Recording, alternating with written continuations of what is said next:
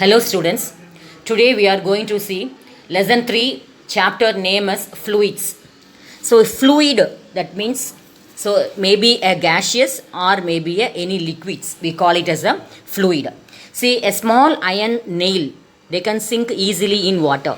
The same way when huge ship of heavy mass which floats on sea water, then astronauts they are using wear a special suit while traveling in a space. So all these reason is called pressure.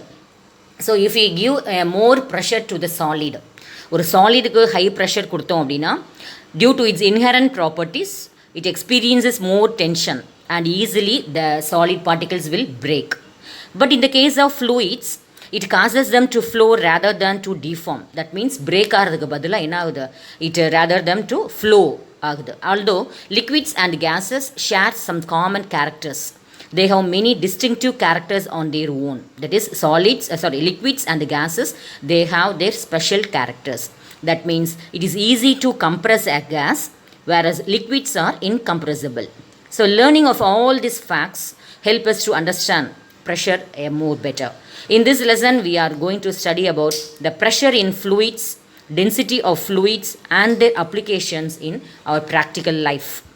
See, எவ்வளோ pressure நம்ம கொடுத்தாலும் ஒரு சாலிடுக்கு ஈஸியாக break ஆயிடுது. அதே pressure ஒரு gaseous pressure ஒரு gaseous சப்ஸ்டன்ஸுக்கு ப்ரெஷர் மோர் கொடுத்தோம் அப்படின்னா it is easily converted in to liquid state கூட நம்ம மாற்றிக்கலாம். Okay, now we are going to see about thrust. What you mean by thrust? A thrust means, suppose pushing a pin into a board by its head is difficult. அதாவது ஒரு ஊசி இருக்குது, இல்லைன்னா ஒரு ஆணியே இருக்குதுன்னு வச்சுக்கோங்க. ஊசியே இருக்குது, ஒரு ஊசி அதில் உள்ள ஹெட் பொசிஷனை கொண்டு போய் ஒரு இதில் நம்ம இன்சர்ட் பண்ண முடியாது. அதே இது ஒரு பேக் சைடில் ஷார்ப் பொசிஷனில் கொண்டு போய் பண்ணலாம். So this pressure depends upon the area. So force acting perpendicular to the surface is called as thrust. So this is a formula of, that is a definition for thrust. The force acting perpendicular to the surface area is called thrust. நம்ம இப்போ high heels போட்டுட்ருக்குறோம். அந்த high heels போடும்போது more pressure எங்கே develop ஆகும், leg pain வரும் அப்படின்னா அந்த heel கிட்ட தான். Okay, so pressure means now what is the definition for pressure? The force per unit area acting on an object concerned is called as pressure. ஒரு force ஒரு particular ஏரியாவுக்கு மேலே நம்ம ப்ரெஷர் கொடுத்தோம் அப்படின்னு சொன்னால், தட் இஸ் ஃபோர்ஸ் கொடுத்தோம் அப்படின்னா that is called pressure. So pressure equal to thrust by area of contact. இதுக்கு ஒரு எக்ஸ்ப்ளனேஷன் என்ன அப்படின்னா, ஒரு ஃப்ளாட் சர்ஃபேஸ் ஒன்று இருக்குது, அதில் நம்ம ஏதோ ஒரு ஆணியோ அந்த மாதிரி ஏதாவது வச்சு நம்ம இடிக்கிறோம். அதே இது ஒரு ஷார்ப் பொசிஷன்ஸ் மாதிரி ஒன்று இருக்குது, அதுலேயும் கொண்டு போய் நம்ம அடிக்கிறோம். ஸோ எதில் ஈஸியாக அந்த ஆணி இறங்கும் அப்படின்னு சொன்னால், எந்த இடத்துல ஃப்ளாட் அப்படிங்கும்போது ஈஸியாக இறங்கிடும், பிகாஸ் லோ ப்ரெஷர் கொடுத்தாலே போதும். அதே இது கொஞ்சம் ஷார்ப்பாக இருக்கக்கூடிய ஒரு ஊசியாக நீளமாக இருக்கக்கூடிய ஏரியாவில் கொண்டு போய் ஆணி இறஞ்சோம் அப்படின்னா ஹை ப்ரெஷர் நம்ம கொடுத்தா தான் அது உள்ளே இறங்கும். ஸோ அப்போ கொடுக்கக்கூடிய pressure if it is a larger surface means larger சர்ஃபேஸாக இருக்கணும். அப்படி இருந்தால் கொஞ்சம் less pressure is required. If it is a that is என்ன சொல்ல, ஒரு நேரோ ஷேப்டு ஒரு ஆப்ஜெக்டாக இருந்து அப்படின்னா we have to give more pressure. So thus we can say thrust on an unit area is pressure. In SI unit, the unit of thrust is called Newton. So thrust unit என்ன அப்படின்னா Newton. The unit of pressure is, அப்போ ப்ரெஷருக்கு என்ன unit வந்துடும், Newton per square meter or Newton meter power minus 2. In the honor of great French scientist, that is Blaise Pascal. So அந்த பாஸ்கலை award பண்ணுறதுக்காக they give the unit name is called Pascal, and 1 Newton per square meter is called 1 Pascal denoted as PA, and 1 PA is equal to 1 Nm power minus 2. Okay, then one more do you know is there, if a single nail pricks our body, it is very very painful. ஒரு சின்ன ஒரு ஊசியை கொச்சு நம்மளை குத்தினோம் அப்படின்னா we feel painful. அதே இது ஒரு ஆணிக்கால் சொல்லுவாங்கள்ல, இந்த ஏதாவது சாமிக்கு வேண்டிக்கிட்டு, ஸோ அந்த மாதிரி உள்ளதில் அவங்க நடந்தாங்க அப்படின்னா, இல்லை ஃப்ளாட் பொசிஷனில் நிறைய பெட் ஆஃப் நெயில்ஸ் இருந்துச்சு அப்படின்னா இட் ரிமைன்ஸ் அன்ஹர்ட். ஒய் அப்படின்னா, because the area of the contact is more in the case of bed of nails. So bed of நெயில்ஸில் அவங்க பீப்புள் லை டவுன் பண்ணும்போது they won't get hurt because of the area of contact is more. Okay, then next we are going to see the topic pressure in fluids, how the pressure in fluids affected. See, all the flowing substances, both liquids and gases, are called fluids. So எந்தெந்த substance வந்து flow ஆகுதோ we call it as a fluids. Like solids, fluids also have weight and therefore exert pressure. எப்படி ஒரு சாலிடுக்கு வந்து wait இருக்கோ அதே மாதிரி தான் ஃப்ளூயிட்ஸ்க்கும் என்ன இருக்குது, வெயிட் இருக்குது, and they also exert a pressure. When filled with a container, the pressure of the fluid is exerted in all directions and at all points of the fluid. Suppose ஒரு container நிறைய ஃப்ளூயிடை வந்து நம்ம fill பண்ணோம் அப்படின்னா அந்த கண்டெய்னரில் through out pressure வந்து exert ஆகும்.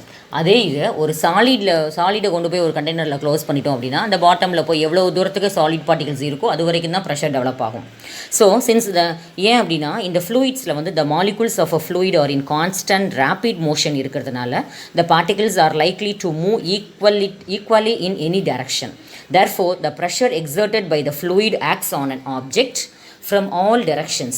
So, the pressure in fluid we can calculate by using the formula. So, fluid pressure equal to total force exerted by the liquid divided by area which the force is exerted. That is F by EA. That means, so collision of molecules only gives rise to picture. That is gives rise to the pressure. So first case பாருங்கள், அப்புறம் balloon பாருங்கள், அதுக்கப்புறம் ஒரு கண்டெய்னரில் இருக்கக்கூடிய water பாட்டிலில் நமக்கு வெளியே வருது இது. ஓகே, ஸோ இதில் என்ன அப்படின்னா எக்ஸர்ஷன் ஆஃப் ஃபோர்ஸ் எப்படி வந்து உள்ளுக்குள்ளேயே அந்த ஃப்ளூயிட்ஸ்க்குள்ளேயே எப்படி வந்து நமக்கு ப்ரெஷர் வந்து டெவலப் ஆகுது அப்படின்னு கொடுத்துருக்குறாங்க. So pressure exerted by liquids and then we can go to pressure exerted by gases. So first we are going to see the pressure exerted by the liquids எப்படி இருக்குது அப்படின்னு சொல்லி பார்க்கலாம். ஸோ அதில் நமக்கு இதில் பார்த்தீங்கன்னா liquid pressure, gas pressure and is கண்டெய்னர்லேருந்து எப்படி வெளியே வருது அப்படின்னு கொடுத்துருக்குறாங்க. ஸோ அதில் பார்த்தீங்கன்னா அந்த ஃபர்ஸ்ட் இதில் வந்து வாட்டர் எடுத்துக்கிறாங்க. அப்போ மாலிகூல்ஸ் வந்து ஹியர் அண்ட் தேர் மூவ் ஆகுது. என்டையர் கண்டெய்னர் ஃபுல்லுமே என்ன நமக்கு ப்ரெஷர் வந்து டெவலப் ஆகுது. பட் இந்த செகண்ட் கேஸ் பார்த்திங்க அப்படின்னு சொன்னால் தட் இஸ் பலூன் வந்து ப்ரெஷர் கொடுத்துருக்குறாங்க அப்படின்னா உள்ளே இருக்கிறது கேசியஸ் மாலிகூல்ஸ். ஸோ அதை கொண்டு போய் நம்ம ஒரு வாட்டர் டப்பில் கொண்டு போய் நம்ம டிப் பண்ணோம் அப்படின்னு சொன்னால் நம்ம ஒரு ப்ரெஷரை வந்து ஃபீல் பண்ணுவோம் அந்த இடத்துல. ஸோ தேர்டு பார்த்திங்கன்னா ஒரு கண்டெய்னர், ஒரு வாட்டர் பாட்டில், அதில் வந்து ஒரு ஹோல்ஸ் போட்டு தண்ணியை வெளியேற்றுறாங்க. ஸோ எப்படி ஃபோர்ஸ் வந்து வெளியே வருது அப்படிங்கிறது இப்போ நம்ம we are going to see the topic. So in general we can say pressure depends upon the contact area, that is surface of the contact. Okay, so total force exerted by the fluid divided by area over which the force is exerted. Okay, so we can simply say that fluid pressure is equal to F divided by A. So in liquids only it exerts entire container throughout because the molecules moving rapidly from here and there. So the pressure exerted by the fluid acts on an object from all directions. Now we are going to see factors determining liquid pressure in fluids. What are the factors determining? One is depth. Second one is density of a liquid, that is rho. Acceleration due to gravity, G. So these are the three factors. So one is டெப்த்தை பொறுத்து pressure எப்படி vary ஆகுது.